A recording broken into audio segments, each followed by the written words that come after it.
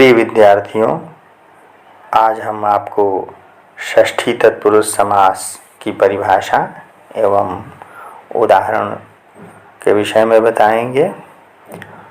जिस तत्पुरुष समास में पूर्व पद अर्थात पहले वाला पद षष्ठी विभक्ति में हो उसे षष्ठी तत्पुरुष समास कहते हैं। इसके उदाहरण इस प्रकार से हैं। राज्ञः पुरुषः, राजा का आदमी। यहाँ राज्ञः में षष्ठी विभक्ति एक वचन है। यहाँ पर षष्ठी विभक्ति हटाने पर मूल शब्द बचता है राजन, और राजन के न का लोप होने के पश्चात राज शब्द बचता है और उसमें पुरुष शब्द जोड़ देंगे। राजपुरुष प्रथमा विभक्ति एक वचन में रूप बनेगा राजपुरुषः। क्योंकि यहाँ पूर्व पद राज्ञः षष्ठी विभक्ति में है, इसलिए इसे षष्ठी तत्पुरुष का उदाहरण कहा जाना चाहिए। इसी प्रकार से राज्ञः पुत्रः, राजा का पुत्र। यहाँ राज्ञः में षष्ठी विभक्ति हटाने के बाद राजन शब्द है मूल, न का लोप होगा, शब्द बचेगा राज और पुत्र, उसमें शब्द जोड़ देंगे राजपुत्र। प्रथमा विभक्ति एक वचन आने पर समस्त पद बनेगा राजपुत्र, राजा का पुत्र। नाराणाम पति, यहाँ नाराणाम में षष्ठी बहुवचन है। विभक्ति का लोप करने के पश्चात मूल शब्द है नर, उसमें पति शब्द जोड़ेंगे नरपति। प्रथमा विभक्ति एक वचन लगाने पर समस्त पद बनेगा नरपति, मनुष्यों का स्वामी। राजा विद्यायाः आलयः अर्थात विद्या का घर। यहाँ विद्यायाः में षष्ठी विभक्ति एक वचन है। षष्ठी विभक्ति हटाने के पश्चात मूल शब्द बचता है विद्या, उसमें आलय पद जोड़ेंगे। यहाँ सवर्ण दीर्घ संधि करेंगे विद्याधनालय विद्यालय, और प्रथमा विभक्ति एक वचन में रूप बनेगा विद्यालय। इसी प्रकार से गंगायाः जलम, गंगा का जल। यहाँ गंगायाः में भी षष्ठी विभक्ति है, एक वचन है।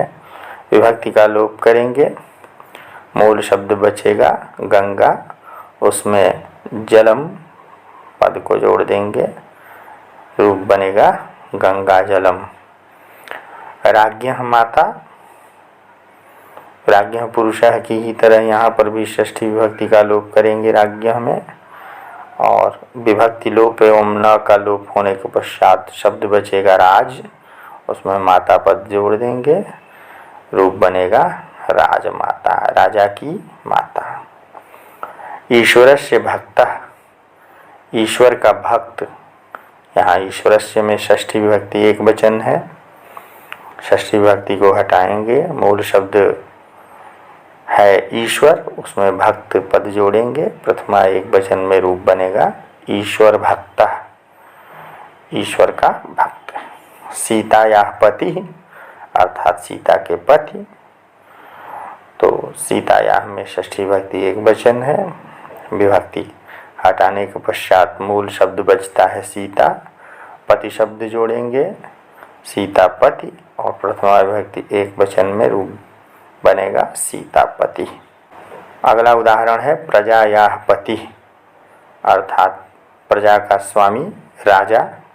यहाँ प्रजायाः में षष्ठी विभक्ति एक वचन है। विभक्ति हटाने पर मूल शब्द है प्रजा, उसमें पति शब्द जोड़ेंगे, प्रथमा विभक्ति एक वचन में समस्त पद बनेगा प्रजापति। इसी प्रकार से दशरथस्य पुत्रः, दशरथ का पुत्र। यहाँ पर भी दशरथस्य में षष्ठी विभक्ति है।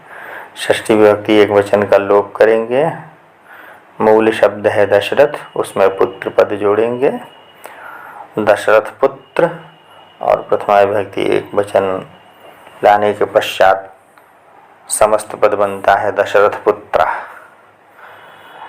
इसी तरह से राज्ञः कुमारः, यहाँ राजपुरुषः की ही तरह राज्ञः के षष्ठी विभक्ति एवं न का लोप होने के पश्चात मूल शब्द है राज और उसमें कुमार पद जोड़ेंगे।